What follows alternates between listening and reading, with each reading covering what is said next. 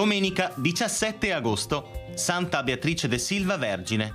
È il 229esimo giorno dall'inizio dell'anno, ne mancano 136 al termine. Il sole sorge alle 6:14 e tramonta alle 20:15. La luna si leva a mezzanotte e tramonta alle 16:15.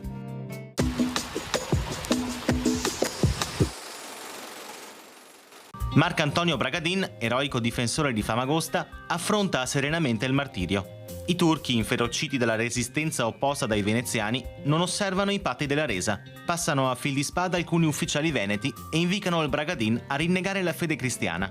Allo sdegnoso silenzio del martire esplode la terribile collera del comandante Mustafa che, urlando «Dov'è il tuo Cristo che non t'aiuta?», gli taglia le orecchie e lo fa scorticare vivo. La pelle del Bragadin, riempita di paglia, viene appesa sull'antenna di una galera e portata a sventolare mostruosa bandiera su tutte le coste della Siria.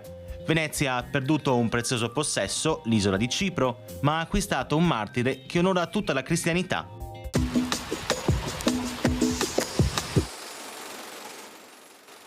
Le previsioni per domani.